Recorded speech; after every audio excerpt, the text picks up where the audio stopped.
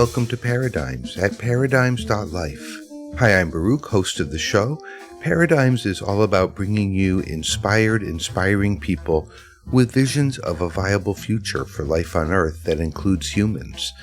In this episode, we're meeting a wonderful jazz bassist, composer, person of conscience, and he has just released an amazing record, a project called Revolutions, honoring great revolutionaries from Haiti and Venezuela, people who sought to bring freedom and upliftment to those around them. The record is a ceremony, and we're going to listen to some of it and talk with this visionary artist. So let's meet him right now on this episode of Paradigms.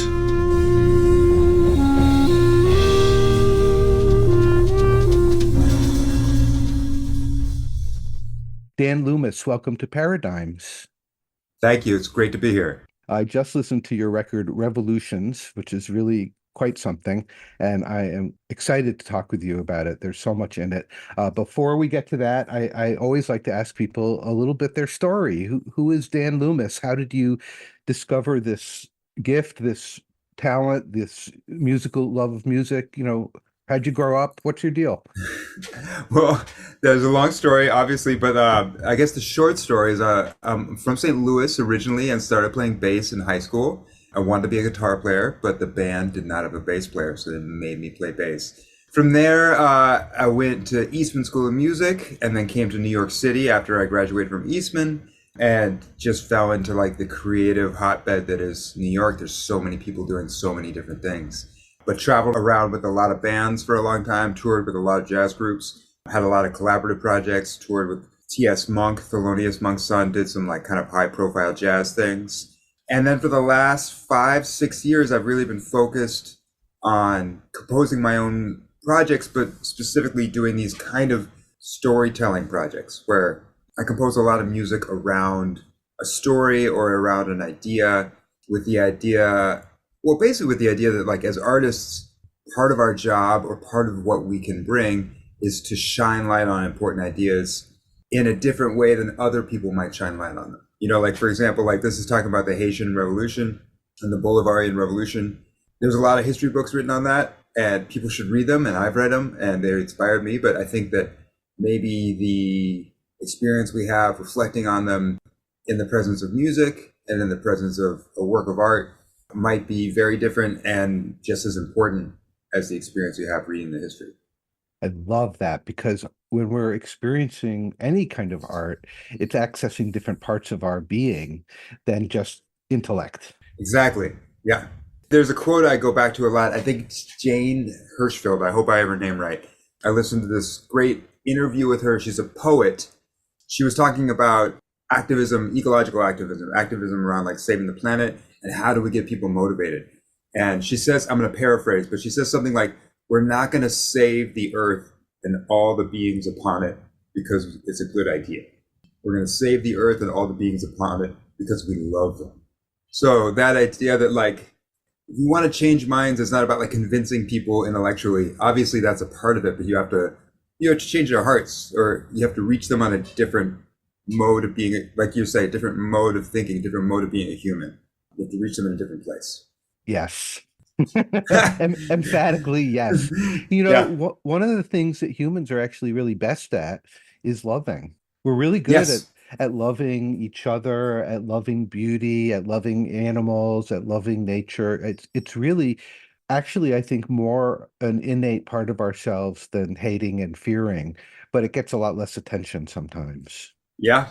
I never thought of it that way, that this is something we're very good at. It's certainly like something that people talk about as the most important thing, in their most reflective moments, that's what they want to do is spend time with people they love in a place that they love, and so, yeah, I never thought it was something that we're especially well set up to do. I never said it before just now. Yeah. So, yeah. So Revolutions, this record is really quite something.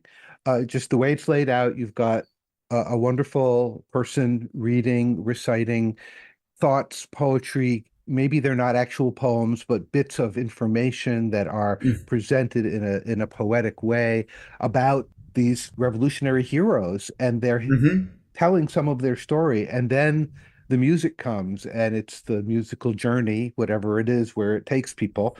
Hmm. I'm interested in what inspired the form. I'm interested to know who is the voice. And I'm interested in your choice of pieces of music. Some of them are your own compositions. I mean, I see one is a cover of a Holly Near song. She's been on this show a number of times, and she is one of my favorite people. Yay, Holly Near. Wow. Yes, that's amazing. So there's a lot of questions there. One is like about like who I chose to cover, like how I chose to present the spoken word elements. So I wanted there to be like a spoken word part. Writing music about something concrete is a little fraught, and it's always like a imperfect translation. Like music is really, in my mind, I'm a musician. Music is about itself. On the other hand, I think that the musical experience can invite us to contemplate things in a way we would not have contemplated them. So, like, I think that if you give people a thread into the music and like invite them to follow this thread of thought, that the music can take them to interesting places that they wouldn't have gone otherwise. Like there could be a whole nother conversation about like what's going on with the music specifically, and in my mind, like that would involve talking about harmony and meter and melodic development and improvisation, and that's kind of what's really going on with the nuts and bolts of the music. So I wanted there to be a spoken word element to kind of plant the seed in people's minds of like, here's a thread you can follow that I think the music will support this idea, will support this thought, and might lead you to an interesting place as you continue to contemplate it, listening to the music. And I feel a lot of times with more abstract music like this, jazz, if you can give them like, hey, listen for this or think about this, then all of a sudden they have a much more rich experience and it gives them like a little path to follow. Or just like, something to hold on to. And then once you have like one thing to hold on to, then you can start to notice everything else within the music and it can start to lead you in different directions. And so then you also asked about like the spoken word interludes, like the spoken word parts, like who is the speaker, like where is that coming from? I wanted it to feel sort of ceremonial, like we were coming together to invoke the stories of these revolutions. I think jazz at its best is very ceremonial. Like when you get to a real great jazz concert, there's a feeling of like really settling in with the people in the room and with the musicians and digging deep for the feeling in the music. And it's a real community experience. So I wanted to have that kind of experience, like we're getting together to relive these stories like one more time. I think in my mind, I imagine the narrator being Cécile Fatiman, who is the voodoo priestess who is said to have presided over the voodoo ceremony that set off the Haitian Revolution. I, as a white man who grew up not knowing about the Haitian Revolution, I didn't want to presume to put words in the mouth of Cécile Fatiman or any Haitian person, or like certainly not a voodoo priestess. I feel like that's not my place. But that was my imagination, was that like we would be invoking this kind of ceremony and invoking this kind of like reliving, retelling of these stories. And I wanted the spoken word parts to be ideological rather than totally historical. I ran in very quickly. I talked to some historians, and there's a lot of ways to tell this history. There's a lot of disagreement over, who exactly these characters were, what their motivations were, even like what they did. And a lot of times, like Haiti especially, like a lot of the historical documents have been lost or are just being recovered. So there's a lot of gray area with how you tell the history. So I didn't really want to wade in and like put my stamp down as a historian, like this is the way it happened. But no matter what the details of the history are, we can agree that these people and the things that they fought for were incredibly inspiring. So I wanted to like invoke those ideals and honor the people, honor the heroes in the story. And of course, right now, Haiti is in great upheaval. I want to say Yeah, again, but it's really still, it is still, yes. because it's been hundreds of years of this. Well, it's been since they got independence, really. It's since the French came and put the indemnity on them. They've just had one foreign intervention after another that's created problems that then have become native problems and then have spiraled. Yeah, they've had a really hard go. They've been very punished for their insistence on freedom and equality. And hopefully we'll see a world eventually where they're not punished for it. I hope so. It ends up feeling to me like Haiti is a sacrifice zone after all this time, that the Western powers, quote unquote, are willing for Haiti to continue to be this rather than become, its own independent, flourishing, thriving place. I know now they've discovered the mineral iridium, which is something that is used in high-tech devices. And so part of what's going on now is getting more mining concerns happening in Haiti, which of Mhm. course is always part of an exploitive paradigm. Yeah, yeah. So the timing of your record is Well, accidentally perfect. yeah. Well, I mean, and also Venezuela, which Simón Bolivar is from, is undergoing this huge Yep. misfortune at the moment as well. So yeah, I hope both those places can, yeah, get the prosperity they deserve. They're such like examples for us, and I hope that they can come back around. The one thing that always strikes me, like listening to Haitians talk about it, it's like the situation is so bleak, and there's a real acknowledgement of how bleak the situation is and acknowledgement of the details. But at least in my personal experience, there's a real like optimism among Haitians of like, here's where we're going to move forward. You know, it's like, here's the next step we're going to take. Even though things are so bad, it's amazing to see this just kind of like matter of fact of like, well, this is what we're going to do next. And this is what the next thing that needs to happen to try to make things better. So I hope that will continue. I'm talking with Dan Loomis, and now we're going to hear some of the ceremony that is his new album, Revolutions. You're listening to Paradigms at paradigms.life.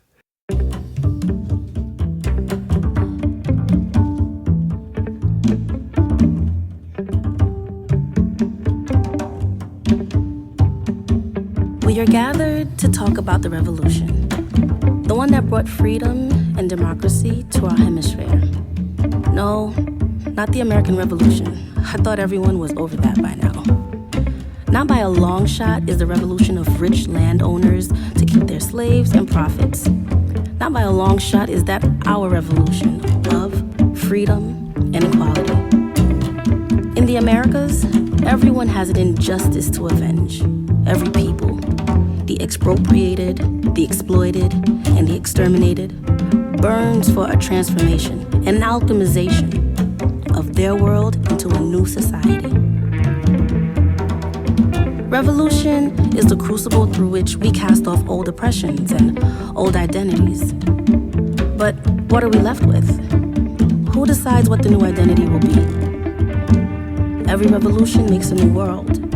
The revolutions we invoke today, those liberating Haiti and South America, had to encompass peoples that had never coexisted before. Imagine some new future for them together. We hope to weave not a complete story of these revolutions, but a complete inspiration. A complete breath of the fire in which they created a new world.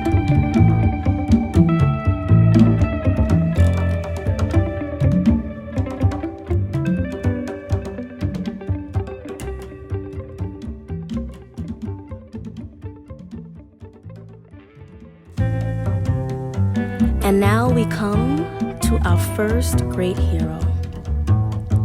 One of the greatest in our pantheon of revolutions. One thing that makes a revolution great is the initial feeling that it is absolutely impossible. Our hero, Toussaint Louverture, walked into the fire. He made himself more than one man. He was everything, everyone that the revolution needed. He roused the slaves from their fields into armies. He led armies from triumph to triumph. He negotiated every continental diplomacy. He saw the impossible opening through the forest of enemies around him. Toussaint wouldn't live to see his revolution completed. The French finally laid the trap that deceived them, but he planted the seeds for a free society in Haiti. He led the only slave revolution in history that led to the formation of a nation. Everywhere across history, enslaved peoples have longed to be free, but only in Haiti, under Toussaint Louverture, did that spark of liberty catch fire.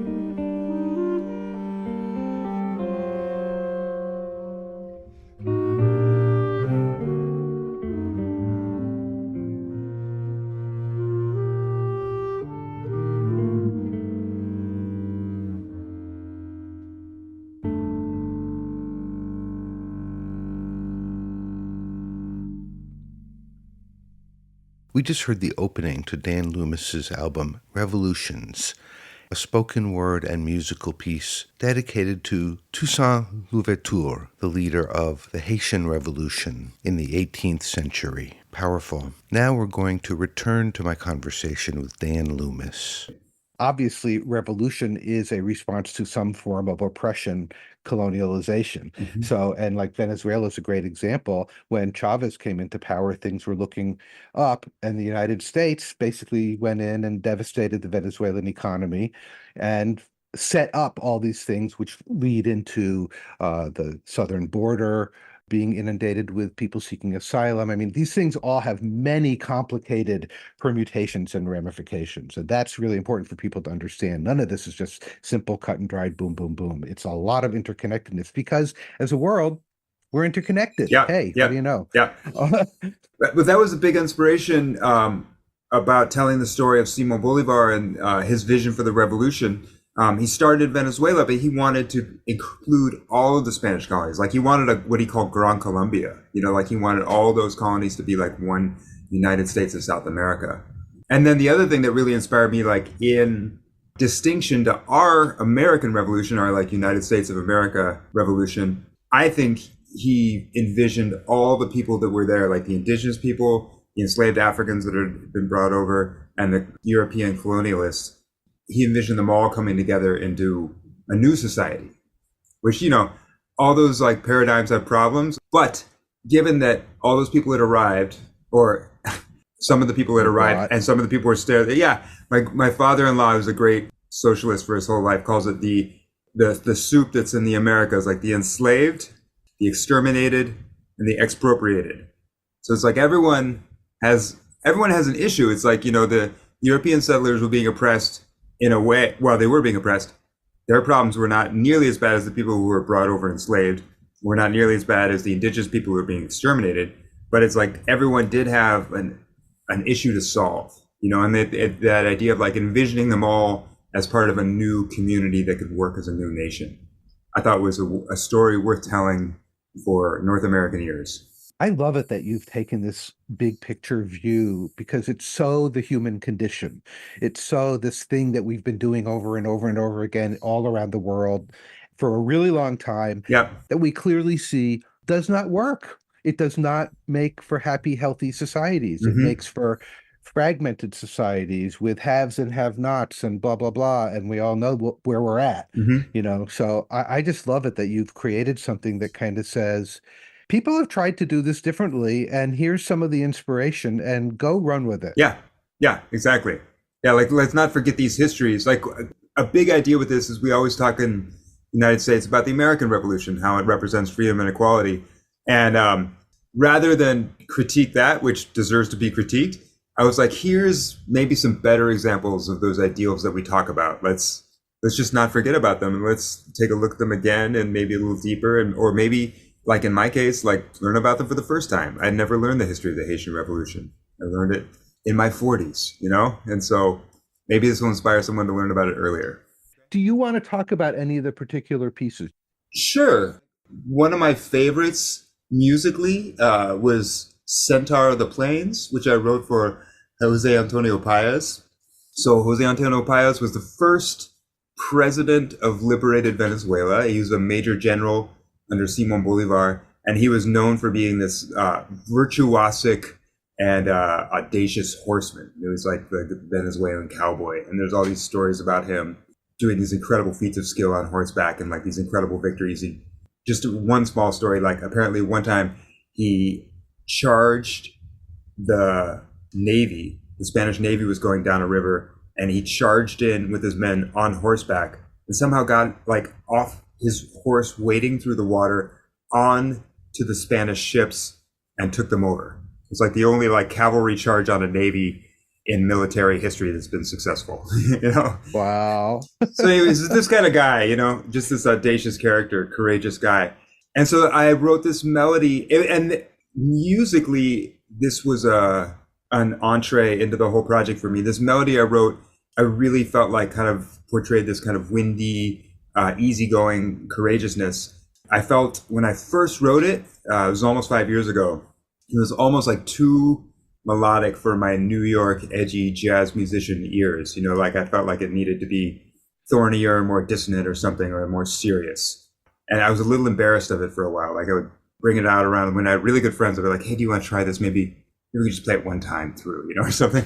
But just leaning into that a little bit more cinematic quality in my composing was really fruitful and was an inspiration for a lot of the themes in this work. There's a lot of, I hear them as like very cinematic, kind of inspiring, very melodic themes. And then there's a lot of development of those, which gets into some more musically interesting places.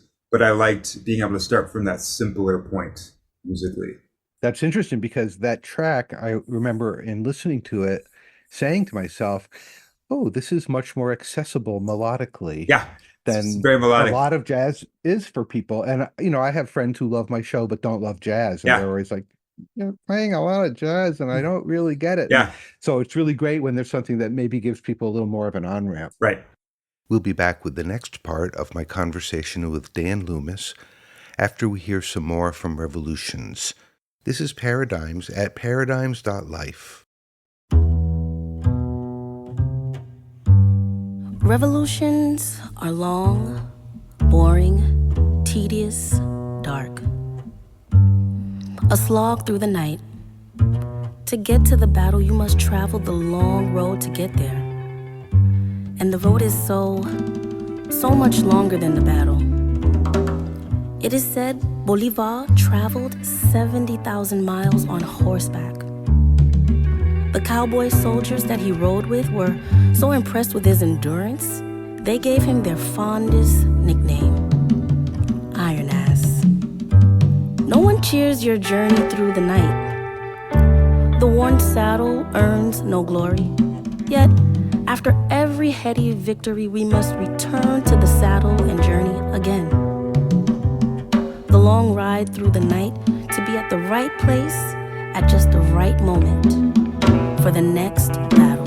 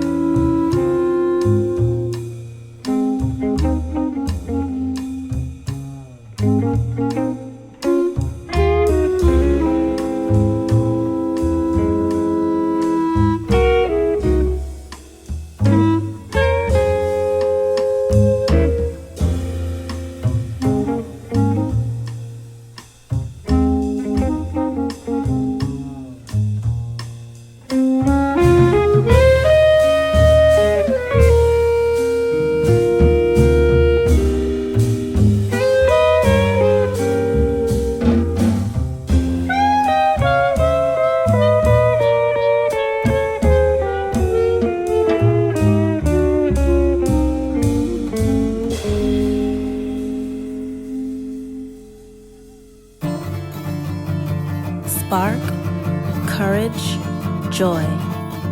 Our hero now is the virtuoso horse rider from the plains of Venezuela, a Llanero, who would become president of Venezuela, José Antonio Páez, a native, a man of his people, a general who craved only freedom, not a diplomat or a politician, but the cowboy general, who will charge into the fire and ford the river on horseback, breaking through, joy and victory, playfully finding every chink in his enemy's defenses.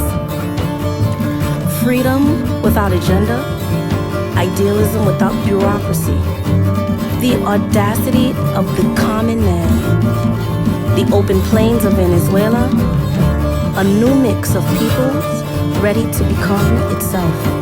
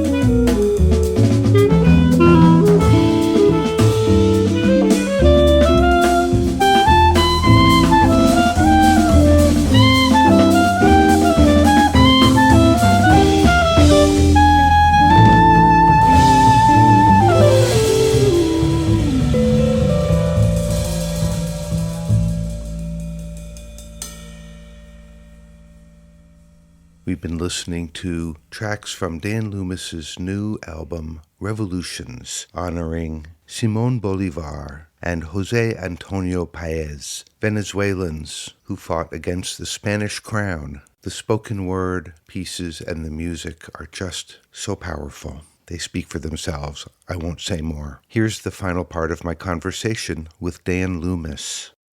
You want to talk about any other one? Well, yeah, and then you brought up Hoy Near. I would love to talk about the Hoy Near song. So everything on the album is original material. I wrote all the songs, and then even the music happening under the spoken word.